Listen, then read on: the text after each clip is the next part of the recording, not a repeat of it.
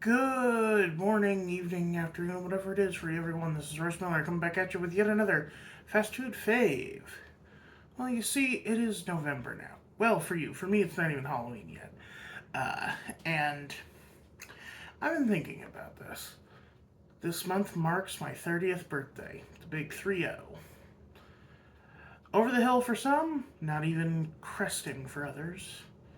But I wanted to do something that felt big for my birthday. And try to make it feel not conceited if possible. So I'm going to be dedicating this month to the places I've been, the people I've met, the things I have seen. And starting off, we are going to be going with a more recent addition to my lovely roster of places that I've been to. And we're going to be spotlighting a recent fave of mine. Ba-da-ba-ba. Hessen Haus. This is the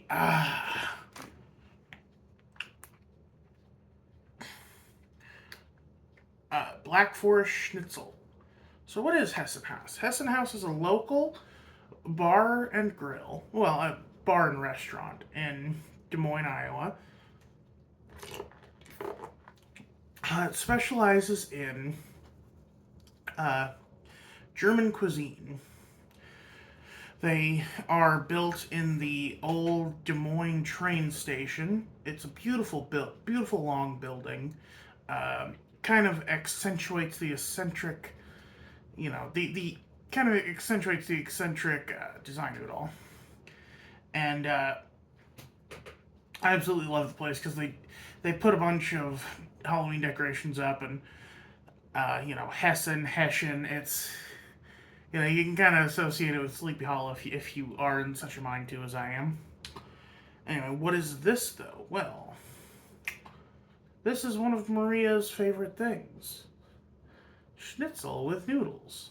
This is a pork tenderloin. Well, a breaded pork thing with covered with cheese, mushrooms, ham, and spinach, and topped sitting on a bed of spatzel or noodles.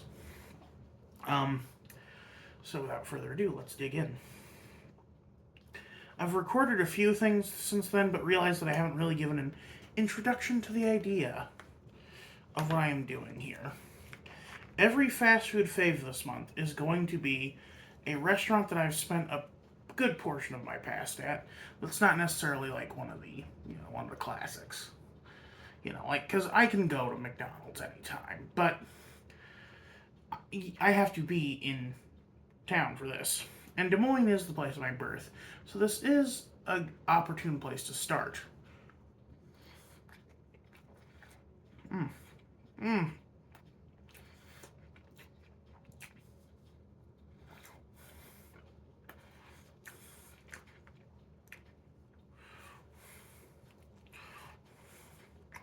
This is really good. It really helps you when the dog bites, when the bee stings, when you're feeling sad.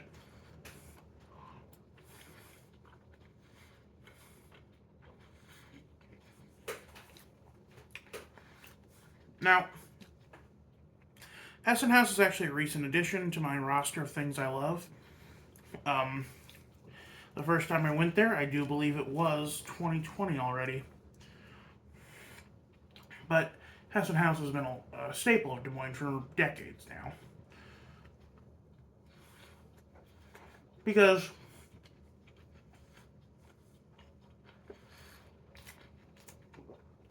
Des Moines is a surprisingly robust community of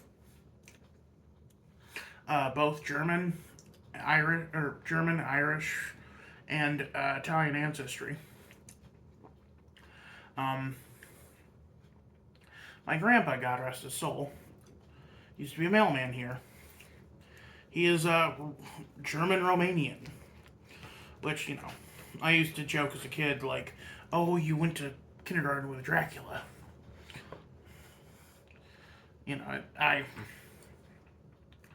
I did not understand intricacies of being being a German Romanian. And I love my grandpa, but he was of a different time. I've never seen him express such bigotries, but my mom can attest that he still holds the old European racism against the Roma.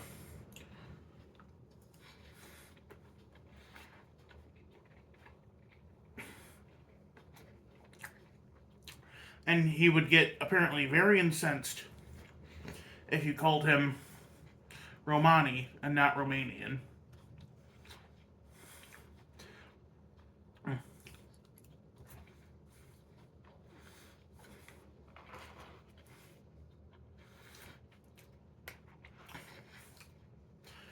He came from one of the wealthiest families of his town, which isn't saying a whole lot. Their wealth came in the form of they actually owned the land that they stayed on. Then, after World War II, well, the Russians came and my grandpa's family had to flee. Now, my grandpa was not a part of the Reich. He did have cousins in the Reich. But he was a good, kind man, and I love that I got to know him.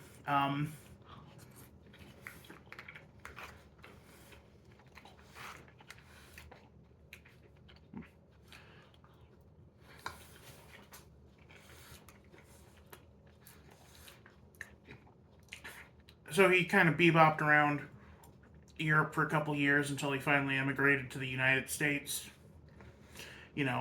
Went from Romania to Austria to somewhere else. You have to remember that this was like Red Scare era.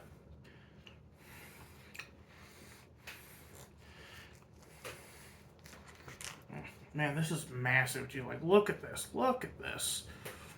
I'll admit that I did pull this out of the fridge because my dad took me there this evening, and well, this evening it was technically last night now, but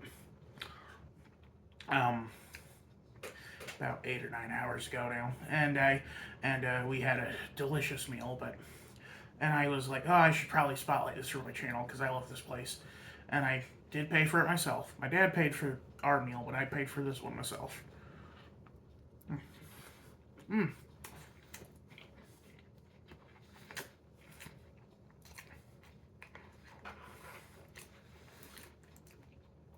The cheese sauce is kind of just a basic, almost Alfredo-y cream sauce, but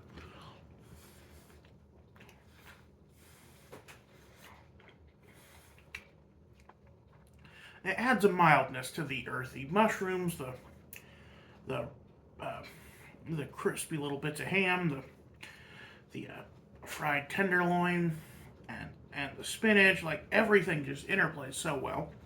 You don't think of high art when you think of German cuisine, but it is quite delicious. Why is it called the Black Forest? I guess one of the more obvious questions is, why is it called the Black Forest thing? I think it might be a pun almost, or well, referencing, because like you have ham. What is Black Forest ham? And then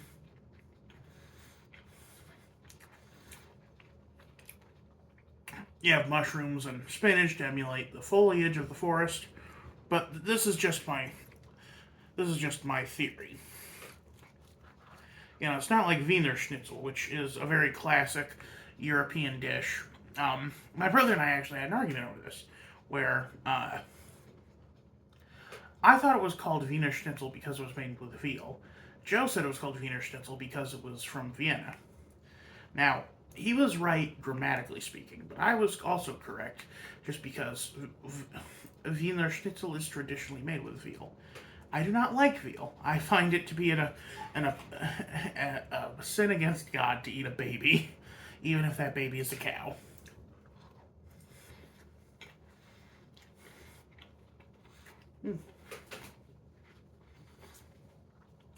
Of course, then my dad made a rack of lamb ribs, and it was one of the best things I'd ever eaten. And I'm like, wait, shit, this tastes so good. Why does this taste so good? No, because veal has never really justified itself to me. I've tried veal a few times, and every time it's just been okay. It kind of just tastes like pork, really. Well, it tastes like a mixture of beef and pork, because it's got more of the softness of pork, but it's beef, and that's the attraction of it, is that it's more, is that it's you know it's a softer meat, but I find that pork or regular beef works just as well. You cube your steak, or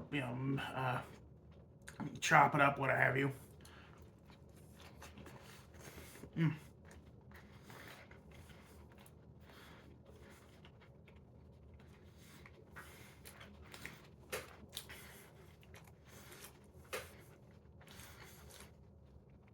And then you have the spatzel here, which is German buttered noodles. Homemade noodles, too. These are kind of like dumplings, almost. There's little pockets of barely cooked dough. It's really good. I know you heard barely cooked dough there, but that's kind of what dumplings are. Like, when my mom makes chicken and dumplings, the Bisquick dough that she makes it with is just barely holding together, and it tastes super good. Almost a fudgy texture. Mm. My one regret is I wish there was more spinach in this, because it's a very heavy meal. Like, I don't think I'll be eating for the rest of the night on this thing.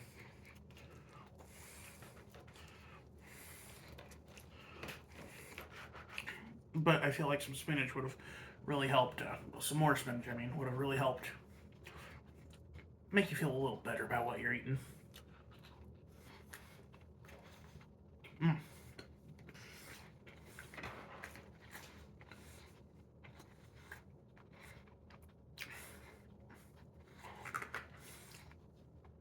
So what is a Hessen? I actually did some research into this, because I'm trying to. A personal project of mine was trying to make an origin story for the Headless Horseman. I got stalled in on it almost immediately, because, as it turns out, I don't like writing historical fiction. Way too much research.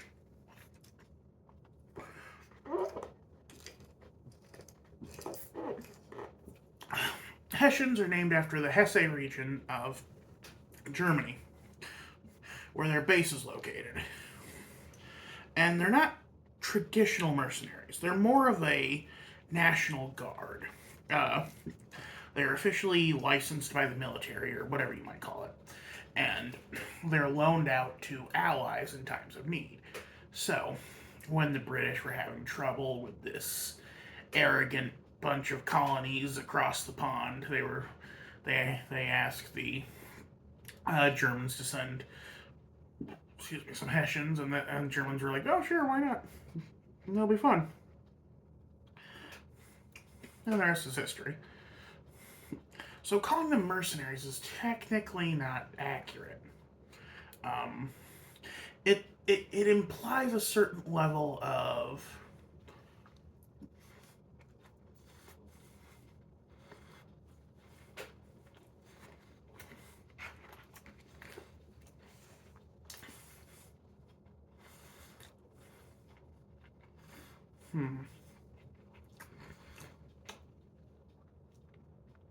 what am I trying to say? It implies a certain level of they're only in it for a paycheck. Which, I mean, I'm not a big believer in like the honor, how the honor of serving in the military, but these were legitimate soldiers. They weren't just mercenaries.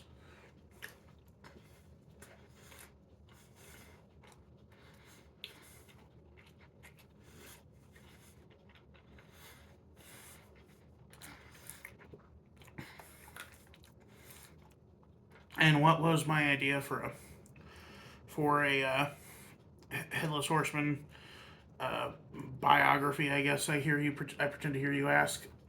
Well,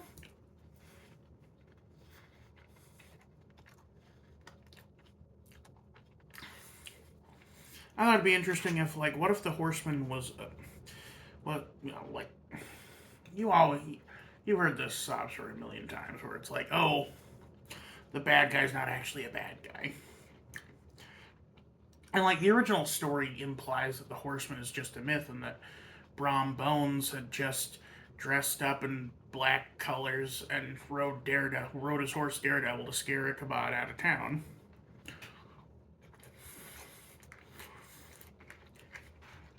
But that's a very boring read of the book, ain't it? Um,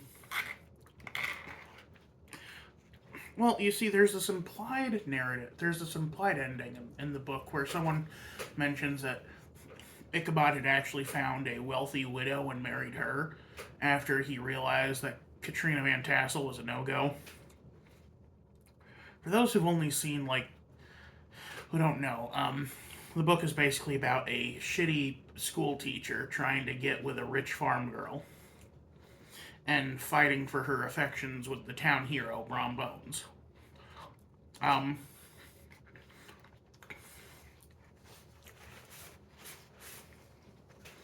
uh, Casper Van Dien played Brom Bones in the movie. Or in the one with Johnny Depp as Ichabod. I didn't like that movie too much because, well, one, it made the horseman out to be a monster even before he died.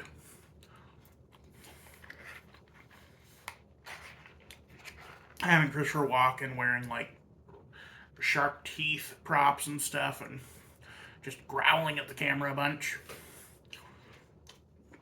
It was Tim Burton trying to do a Hammer horror film. Like, Nostalgia Critic said that, and I do tend to agree with him on that, is that it channels a lot of the not idiocy, but like the camp, the camp horror elements of Hammer. You know, a lot of blood and guts, and, well, blood anyway. Excuse me. And then you have an awful Fox show where Ichabod is a time traveling spy for George Washington, which I hate that. But anyway, my version would have ended with the horseman, chasing Ichabod as he does in the book, and then grabbing Ichabod from across the bridge. Well, like when Ichabod gets across the bridge and starts taunting the horseman, saying, like, I got you, I got you. The horseman, in his rage, grabs a pumpkin from the side of the road and just hurls it across, beans Ichabod, and then drags him across the bridge with a lasso. Which I checked, lassos existed before the Wild West.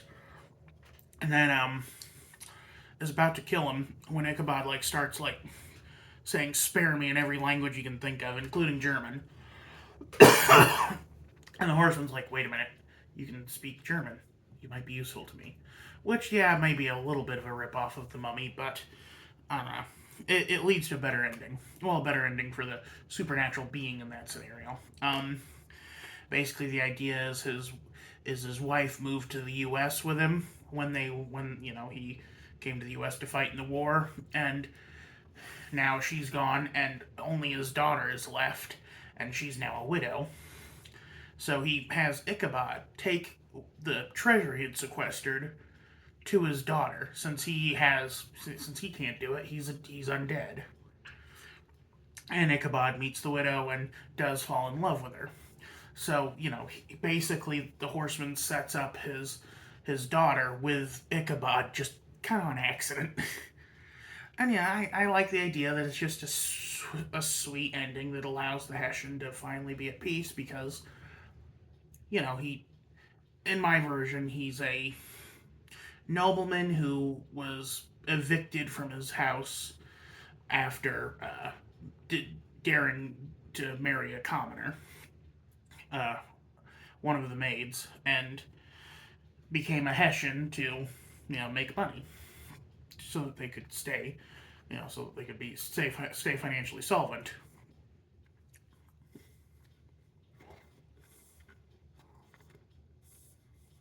With a lot of references to other characters, like they get picked up by a Romani band on their way to Hesse, and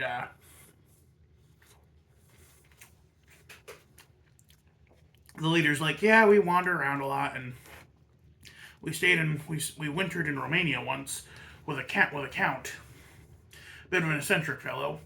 Seemed to be pretty lonely. Lived by himself. Dracula."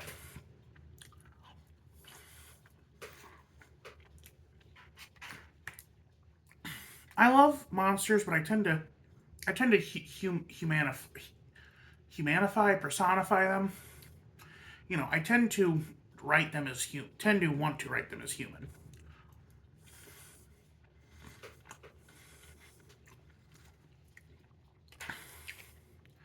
Because, the Hessian, the poor dude got a cannonball to the dome.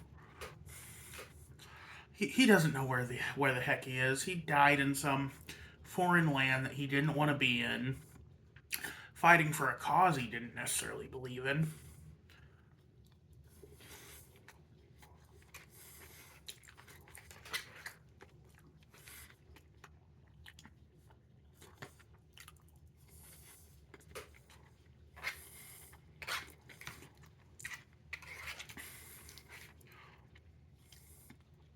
The cheese here is starting to remind me of my grandma's macaroni and cheese, where it's got sort of like the consistency of melted Velveeta.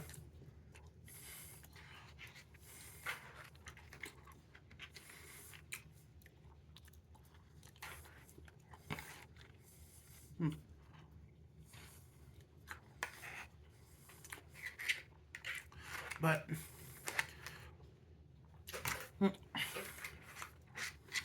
you know,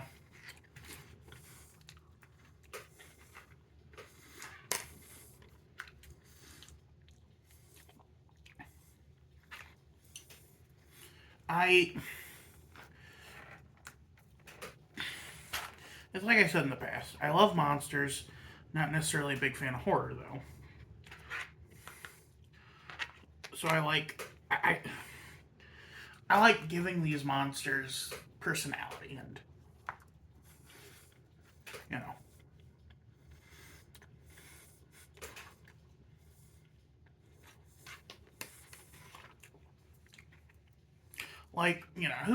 who's the true monster?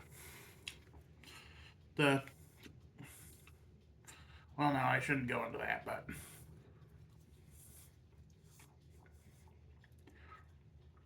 we've for years tried to uh, reconcile these monsters with our own public imagination. Um, I believe there. I can't remember if it's the Twilight Zone, but there is a story where Dracula ends up fighting Nazis and tells his son about it.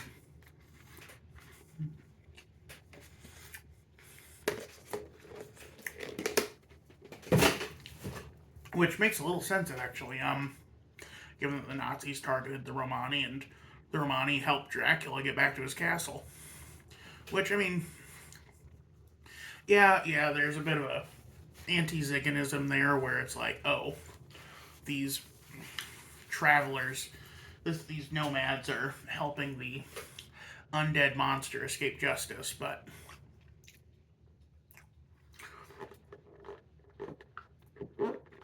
my read of the situation has always been that the Roma are constantly vilified, very wrongfully, and that Dracula is one of the few people who has shown them compassion. Like, that's the interesting thing about Dracula in the original story. He does not kill John Harker. Um, he imprisons him, he does not kill him. I think deep down he does actually like John, and he doesn't try. He doesn't go out of his way to kill people.